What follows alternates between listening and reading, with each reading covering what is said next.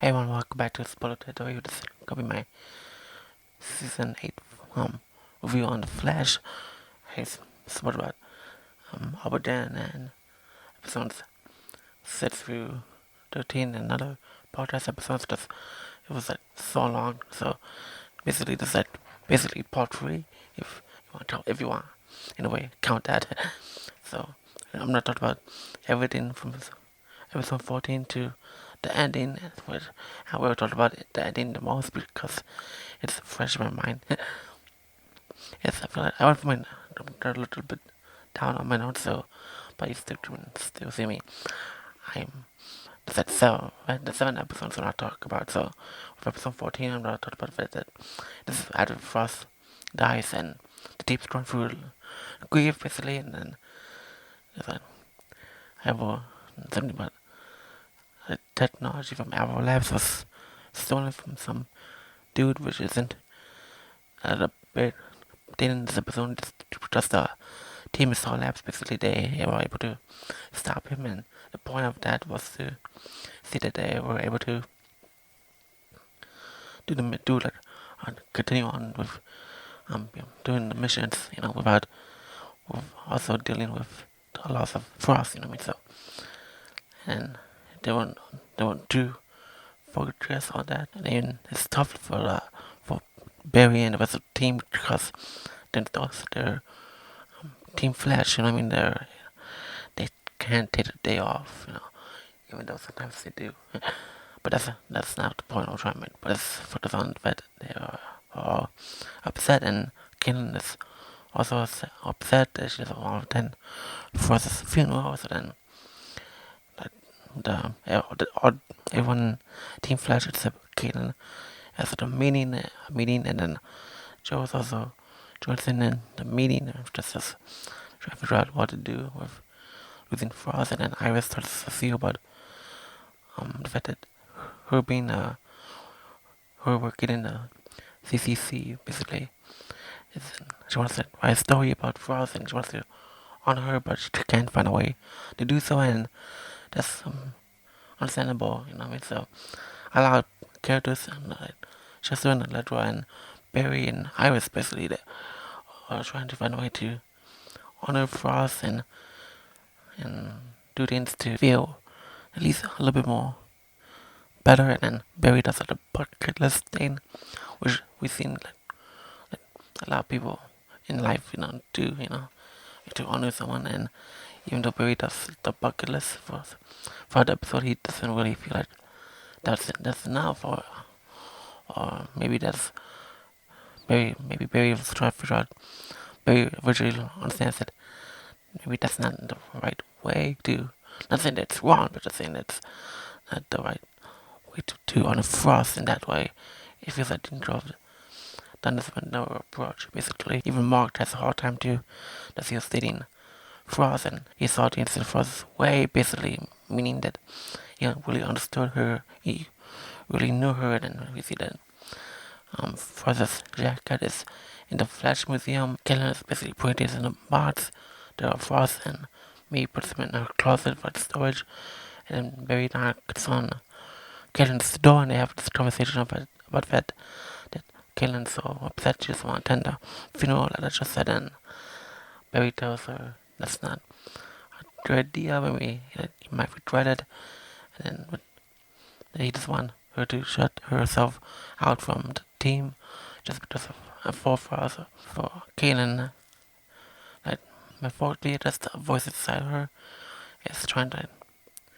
I feel like she find a way to keep her memory alive, so she does attend the funeral, so, but then she does something behind the Team Flash's back and grabs Mark and tries to want to bring Frost back from the dead. And that's this whole thing of this whole episode, which I will get to in the ending of towards the ending of the podcast. I will talk about how I think about the show showing how much of Kanan and Mark they showed. And then out of nowhere, Iris disappears, and then we're in episode 15 where Barry's trying to look for Iris, and I'm just to can look for her online, and Barry still he can't access the still force about Dion, so And then Cecile mentions Tinia, which is this girl who basically I was looking for uh, Tinia's mom, and Tinia's this character who is a metahuman, and it's mostly towards the other podcast reviews I've done, but the previous podcast review I've done considering the Flash, where I wants to help out this girl find her mom, and then she has powers to go through walls and everything. So that's something that's really important for. That was really important for Iris in it, but with Iris gone, Barry was so confused on why this is happening, and also on the side note, we also see that Mark doesn't like seeing what Mark doesn't like what he's seeing with Kaylin, what she's doing. She doesn't realize that she is redoing what she wants to try to do with Ronnie. Basically, what she wants to do. Like, when she was fighting Deathstone, she was trying to, and it took her like a really long time to let go and these things. But then with Frost, it was like not only recently, but also powerful. She was able to like not see. Like, it's not the same thing for her, you know what I mean? So she's like trying to find like, a solution fast and not efficiently, and in a way Kaylin's not really taking things through. So that's it's really important that Mark's trying to point out to her is that think about what you're doing type of stuff. Then Barry meets Tinia, then Dion offers to help Barry, and when in order to do that he needs to Barry wants to find Iris, so Dion offers to help him, but he needs an isotope sensor to track Iris. In a way it's broken, and it's risky to go to the Steel Force with this possibility they can't go back, you know what I mean? Go back to the real world. And then out of nowhere, on another side note, we see that another story part of this episode is that Kramer needs Chester's help with technology. He figured out something about technology also used at a crime thing. I'm not sure on that, but she's not really in the episode. She's just that much. She just tells Chester what to do, and then we see that Barry sees Tinia's mom in the Steel Force, which is real dangerous. And Chester's invention is used at so remember when Chester was streaming, basically, something that Electro pointed out was someone to watch it and redo it, make this technology and use it for bad, and that's exactly what happens if we use Chester's inventions by making their own, and then it's used at it's basically the CCPD for like devastated, you know what I mean? And then out of nowhere, Dion betrayed Barry by grabbing like this point. Is that this CGI green thing that's able to help track Iris, and he just uses it for himself, and then it just disappears. And Barry's basically at like his house, but it's not really his house. It's his house in the Steel Force, basically. So in Central City 2049, we see that Nora is talking to Gideon about something random, and then Nora is trying to help Barry because she notices that Iris is disappearing from her timeline as well. And what we know, we see that in present day we see Chester's online and streaming again in a way. It's weird. And then so Barry and Noah, they're trying to connect with each other because Noah was able to go into the Steel Force, maybe. I'm not sure what that is, but sure on the details there of that. But basically, Joe is at his house and he can see Barry and Noah. So in like the Star Wars ghost form type thing, Barry is able to meditate his way through like, the real world. So he's able the Barry keeps him in, I don't know, something like that. It's weird because Barry saw inside his head, he saw like Jesse quit Frost's sister and Bart's kids and Noah's wife. That he's something that we never met before, and they don't show them obviously, but yeah, we see that out of nowhere. We see that Barry is able to feel Iris when he was in the Steel Force. You know what I mean? So you can feel Iris' presence in a way. And then out of nowhere, she has this computer that's had, and spoiler alert, it never follows through this season, so who knows what that is about. And then Kanan and Maud are going to they decide to really to mutate and really team up on being Frost. This episode was, that episode was alright. It just didn't. It was like all over the place and just didn't felt consistent. But I feel like besides the whole Barry trying to Speed Force to try the Steel Force to find Iris. But yeah, that's why. Yeah, let Rose right on stream the teacher, the building, the adventure. This episode 16, we see that Barry and his family, they're all playing D&D, and then David Scene shows up and then tries to say hi to Joe, and basically so there's like this thing going on with this scientist trying to find this gamma absorption array in Mercury Labs, and it's like this evil scientist who's able to age Barry, so he's it's like a modded array, so he modified it basically. It's not like a natural. He modified the Mercury Labs technology to make to reach into the powers of Barry to strengthen him and the dude, and David also. And side note, we see that David wants to hang out with Joe. That shows that basically we talk about that Joe is retired and he wants to find something to do. So yeah, Cecile feels that Barry is upset with something, so Barry got hit with a ball of dangerous energy when he was fighting the scientist through the gen, so it aged him again, and it reaches him every time he runs. So Doctor did find out that this dude from this Olaf, not Olaf, but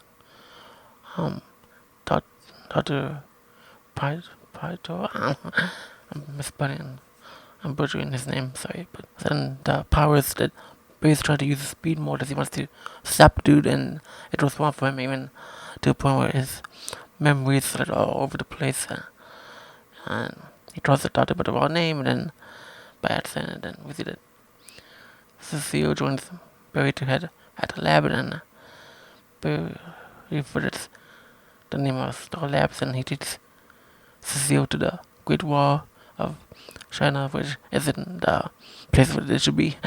So then they go back to the lab, and then Barry just feels so weak that we see that David sees that Joe is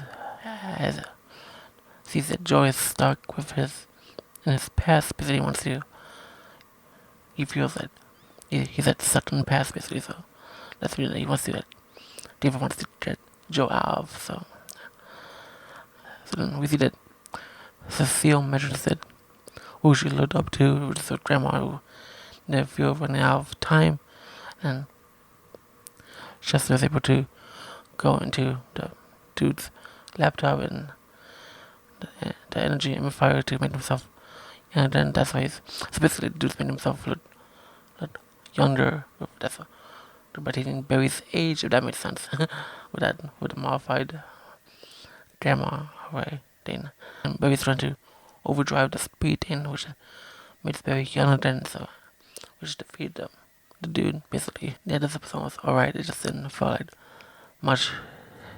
It didn't feel like the villain was that much of a threat, and we didn't really understood why he wanted to be younger, or why he's particularly going after the Flash, or he's in. We see in the ending of the episode, we see that Barry sees Kaylin, and he figures out why he's doing what she is doing, and he gets really upset. He sees that this thing that this blaster that Star Labs is probably a Star Labs, and so he gets really upset that Kaylin is also in a way stuck in the past, and he decides to use lightning and destroy her lab, which was really upsetting for Kaylin, but I feel like Barry did the right thing there and doing that because he wanted to help her, So, and she didn't want his help, but she was which is behind his back. Zone 17, we see that there's a fire that's put out by, quote, him, which is what the people inside of in our labs where people didn't bury, but it wasn't him, so he thinks that it's Bruce Flash, but he remembers that he's an August and not this prison, and then like the CEO tries to tell Barry something about Jenna or something, or to scroll or something, and they never show Jenna, which is the surprise. Always happens. So Allegra is in charge here, and in Central, in Iris's Citizen Media newspaper thing, and that this coworker Taylor is all over her face, basically. And then Allegra just attacks from Linda, the old enemy. And I have no memory or recollection of that character being around Allegra. I honestly forgot Allegra's past, other than maybe she was in Iron Heights. I don't know. That's on me. But Barry does see Reverse Flash. He's out of the prison, basically. So, and meantime, we see that Allegra needs Shaz's help to explain that Anna for just Spanish for spiders, basically, which is like Dr. Light, Sunshine, or Sunlight, or whatever. They're like the dangerous, and Allegra's trying to keep her powers a secret, but obviously doesn't reveal her secret to her co-workers at this Citizen Central City Citizen Media. So, and she wants to do like a live interview with like this girl who can expose Diana. So then it's like a really big risk for Linda. And since they're like all, since the Anna's trapping the co-workers and Jessica and Allegra, Flash can't be contacted. It's weird that out of nowhere Chester has the not just technology with him, but it's not unexpected, but the fact that they have that technology to even at one moment, which is, I don't know what this show is, a recurring thing this show does. And out of nowhere, Sunshine just disappears, and we don't know where it goes. And Barry, it's starting to dawn, and they mentioned they basically discussed that they found a new speedster, basically, and back with Taylor, which is Allegra's coworker. She saw that code just to print up, and Allegra is just getting owned there. So Taylor wants to tell the coworkers the truth that Allegra feels that she's not a leader and she can't do more for others, and then Linda tells Allegra to become better, and Barry started to reverse Flash because there's no guards around him or anything like the other prison that he was trapped in. But Barry said there's a new speedster, and he's that's just starting to learn how to use speed and can control themselves. And then we see that Allegra decides to open up to the coworkers and show her powers, and they're going to interview. They're going to do the interview while Allegra is finding Sunshine and Dr. Light. So Chester like does the interview, basically. So we're alongside like he operates. He turns the camera on. So then we see that Kaylin has a video towards for Barry and Star Labs, and they're trying to, and she's basically saying that she's like shutting herself out from the world and is trying to focus on her mission to like bring Frost back and stuff. So Flash meets Dr. Mina about the battery, which is that this thing that exploded in the beginning of the episode, that was exploded in our lab. So especially this, I feel like this episode was a little here and there. I feel like the stuff of Allegra was really nice seeing her develop as a character, really opening up to like her co-workers, and like I didn't see why the Taylor and the characters were annoyed with her, because she wanted to. They just wanted the truth from there, and then the Linda character wanted to open up too, and then was trying to facing like this danger, and then there was all these things with that just things that didn't really felt like it was. I feel like she did feel like Electra opening up did the right was right for her. So I feel like this episode was way through on that. However, stuff with other characters that never really felt it kind of felt a little flat. But with Barry didn't do much here, and then I kind of felt like him talking to with Flash was strong. Pointless, and it just felt like he could just Barry could just learn about a new speedster on his own. Then we see that just at the end the episode of just a video of Kaylin just saying something, and then just it feels like I don't know, like I'm not sure how to feel. Is that the critics have more about saying about Kaylin, but basically is it just they're trying to find a way to squeeze in so many things all at once, and it feels a little clammed up. I don't know, just feels that way. Episode 18 starts with Barry and Mina learning how to use each other, trying to learn about Mina's speed, and she's falling through it, and Barry gets accidentally attacked by her. Then he's trying to tell her that it's alright because he didn't dead. He wasn't perfect on his first time either. And Cecile draws the to a bank, and then people trying to rob the bank in broad daylight, and then Cecile was able to gain new powers by giving people with graphic darts and moving their darts to that she's able to move those darts into another person's mind, and it just really messes with them. And Cecile feels powerful basically in fast track labs, which is the labs that Mina works at. We see that she's making a biometric oscillation chamber, which is the plug. And then Ebot Dawn made a machine who looks at which is Matt Lester.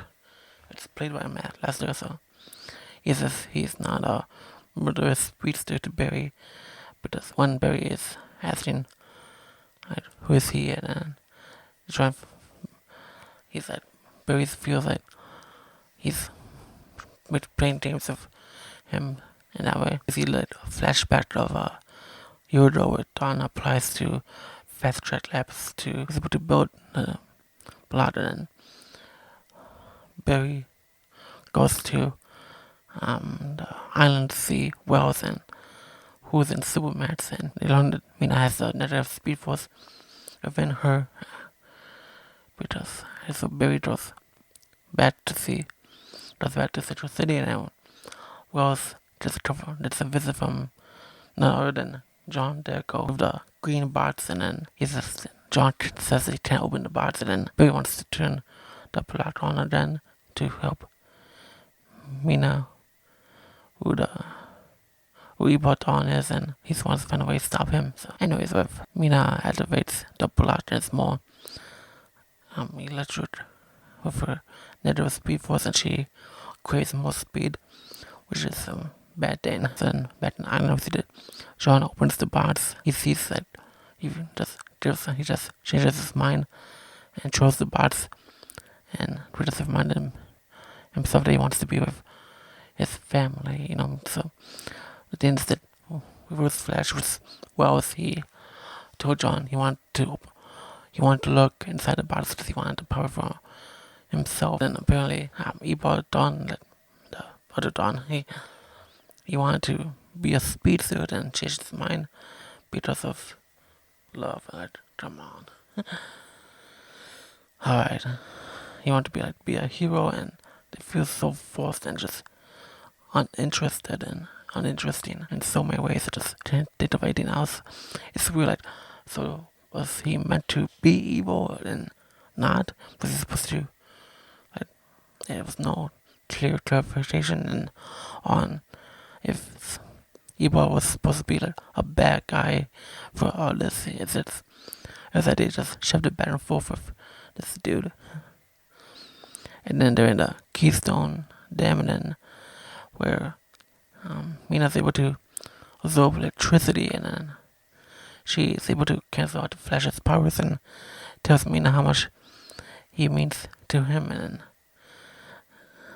Mina wears the speedboat watch, and she's able to save herself with the help of Ebon, and Barry is also saved. Yay. So then Chester gets a message from Ray Palmer. Just remember in Armageddon they were close and they worked together in a way.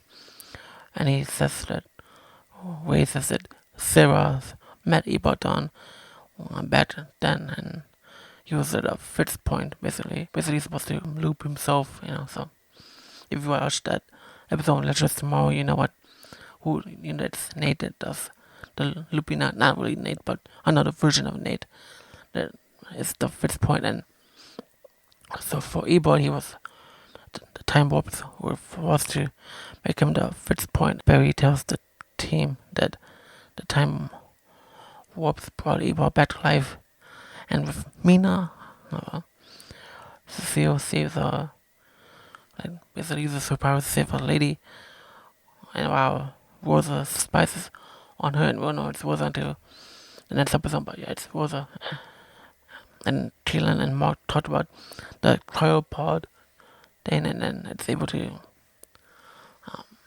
she's basically causing more, she wants to be more reckless with trying to bring Frost back, and then we see that Dion meets with Wells in the prison, and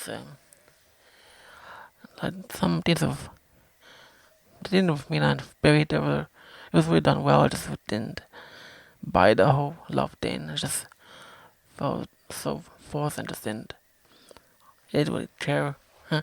And Mina and Ebon's relationship, I didn't really buy it. So honestly, the reason why John threw the bars is because CW transferred the Green Lantern show because they're doing one HBO match. So basically this whole time of John Deco going to the Speed, basically him doing all these cameos was basically for nothing.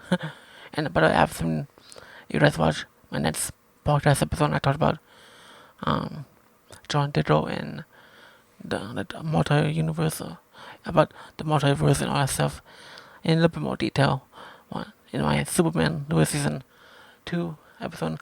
I filmed that one first, and then I filmed the Flash one because yeah, it's ready. It'll be out the next week. I think the 9th, maybe July 9th. It might be out. Episode 19, we see that in 2049, we see that version of Iris is starting to bond and Nora about school, and then I know where she disappears, and then the present day Iris appears in place of her, and then Bart says it flashes off world with Jay, and they keep using that excuse. They use that excuse of Supergirl, which made no sense and just didn't buy that at all, and it's just honestly lazy explanation with there. Anyways, did that really well. Dion's still force powers trying to let Noah go back in time, basically, so to talk to the present day Barry, and then the present Flash, present Fast Track, which is Mina. She gets her own suit, and Mina's trying to overdo herself with testing speed, and she tries to go over Mark 2, and she slipped, and what do you know? Surprise, surprise, Barry reveals his secret identity to Mina. So how many people know Barry is the Flash?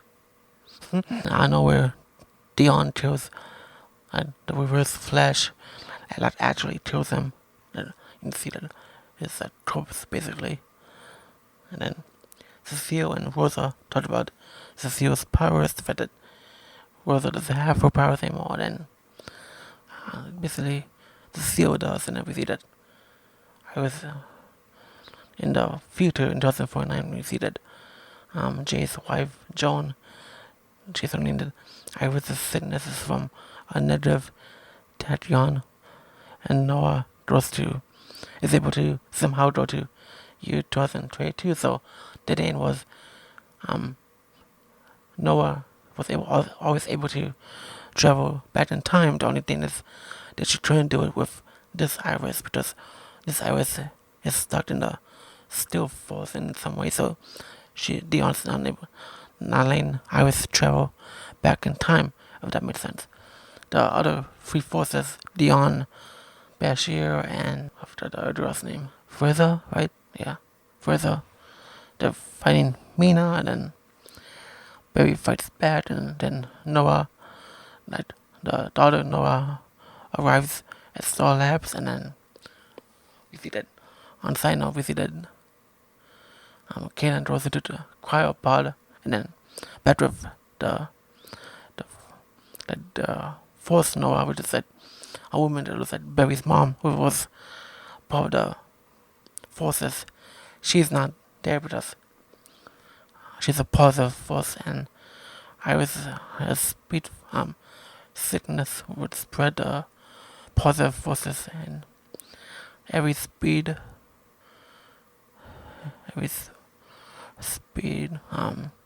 speedster can be erased from existed, and so the speed force isn't worth using, which is what Barry wants to throw in, which Noah tells Barry that's a bad idea. So then this Cecile talks to this girl from Iron Heights, who was a prisoner, about her powers. She has like similar powers as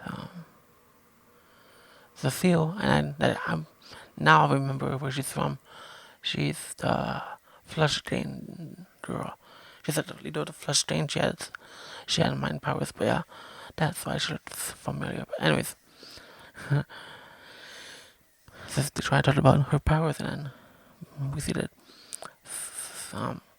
Mina's talking to Ebot about she's put to Ebot about heroism, basically what it means to be a hero. Then Barry wanted to turn Ebot into a speedster. Further told Dawn that he's not an avatar, and then forces are fighting Chester and Ledger and Cecile, which they fell at, and then sends them outside while Dion snaps Team Flash outside as well. He wants to double snap, like Thanos style. I'm kidding. Nah. Basically, the forces are fighting the speedsters now. They're able to fight them, and then they don't succeed in a way. His future isn't random. She figures out what's going on, and we see that Dion snaps Iris in front of him while Barry tries to attack him. So he accidentally attacks Iris, and then in a way she dies. Groot dies, which was really surprising. So I interrupted them. They actually really surprised me with that move. But yeah, then the Iris Steel Force part or whatever go inside Ebot Dawn, and then he basically screams his face rips in half and then wells. So this was a real surprising episode. I actually really enjoyed this one. I feel like this one was a lot better done there. And then in the episode 20, which is the last episode of the season, no, Ebot, like, with Wall says that he can't finish the job, basically. So basically what meaning he can't kill him. So and Barry in a way can't, because it's the method is just crossing a flashpoint, and or maybe something worse. And so Barry just mad, tries to attack him, kind of like how Black Lightning uses his powers, and for some reason it's similar there. And no one but come from the future and tell Barry that they're not waste yet. And Reverse Flash somehow disappears. I'm not sure how. Instead of running away, and Barry wants to go to the negative speed force and wants to kill the Reverse Flash. Not a good idea. I feel like Dawn literally told him he can't do it, and I feel like he's right in some way. And then Iris sees Damien Dodd from December in Albertan. He is inside the Time Stone. The original Time Stone is basically a ball where they're able to. Is that his mind is outside the Time Stone. So three speedsters, Bot, Noah, and Barry, they have a Tachyon harness, which is sort of force aligning with Mina's help, they're able to activate it, and Cecile feels that the Barry wants revenge or vengeance. I'm trying now. And she sees that she feels that Bashir and help with the positive forces. Dion is able to see the reverse flash as if it's the reverse flash's timeline. So basically, well, it's the first flash. He's in his own house as if he depleted, as if it's a house where he's succeeded in Albertan. It was explained why that negative speed force shows reverse flashes, because he's made sense to be the avatar with the other evil artists. This Wells, he hates Barry, that actually hates him, and the other one had no hate, so it wasn't he wasn't powerful to fight Barry, you know what I mean? So Iris is in Damien Rod's time zone, which is more about, and she's trying to figure out why is she there, and yeah. And Mina is mad at the machine, wants to destroy the machine, and boy, yeah, it makes sense why you're mad, you didn't know what you're doing, and she wants to make things worse by being reckless, and Barry literally turns back and looked at the machine and thought of a plan to keep on joining. Mina is 100% on board there. She's using her speed to help Barry, and she wants Barry to never let the reverse flash hurt anyone again. Alright, let's see what happens with that promise there. So then, Jay Garrett and his wife John, they try to find Iris and Jade and Sensor within his time watch. For some reason, they're in Joe's house basically, so they see the time zone, and Demi Dot gave the time zone to Joe. Cecile uses her powers with Rose and Ironhide's draw. Basically to bind her powers together. She wants to use all her powers strength to bring the positive forces back, and Bashir has Cecile is able to let Cecile have all the powers, because the forces need only one person to hold on to them, and she uses a mask basically. Bashir's mask for that, and Barry has a colorful eyes, and then they cause a bunch of mayhem, and Iris knows that she has a limit. In a way, she's not finished yet, and she reunites herself, and no one's. And it's that all these reverse flashes that hurting people left and right, and no one stops to help the people that fall on the ground. So Central City, everybody. And reverse flash snaps both and Noah burning ears in the back in time. Cecile is able to the master is able to bring the positive forces back to the real world, and then help Barry become better. That way we see that the positive forces help Barry become like ultimate basically.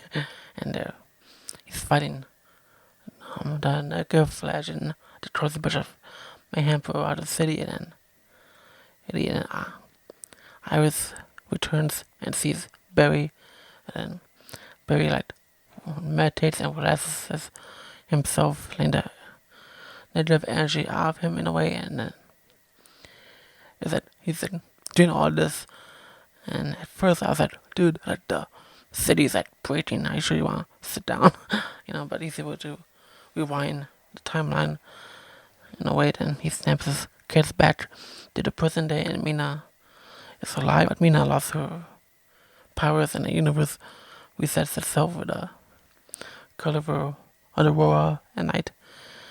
The sky has that aurora, it's that all colorful, which was actually very cool.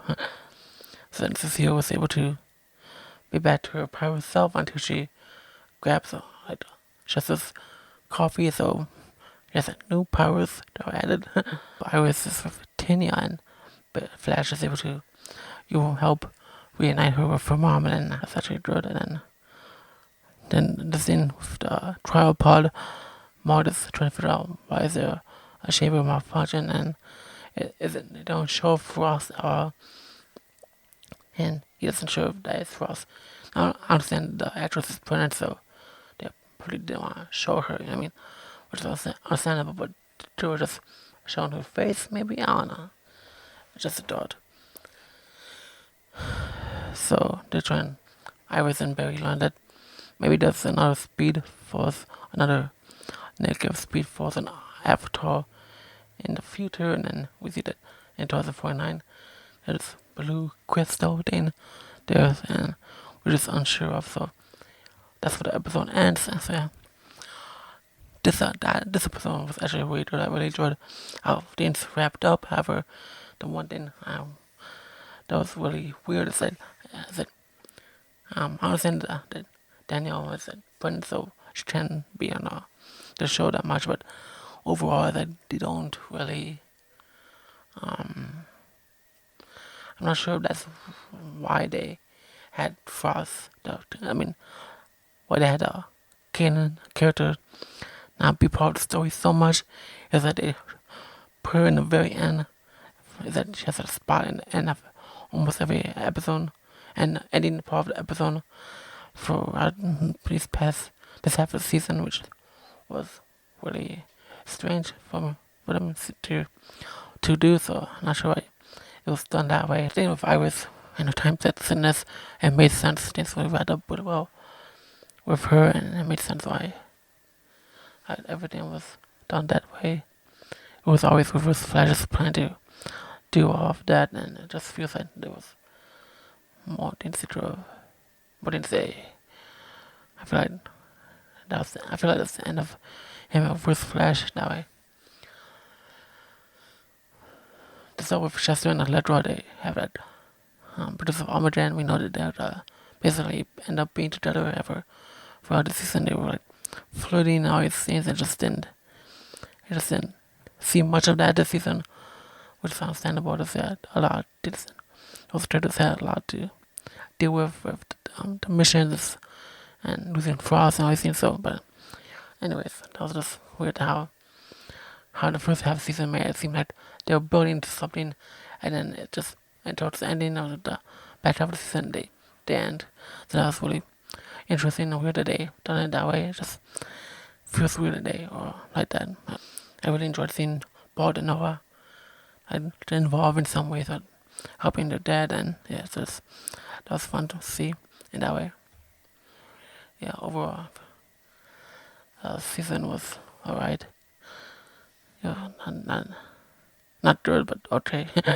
not bad either, but there was some consistency there, and the thing with the Justice computer being hacked, it went nowhere and just feels weird in that way.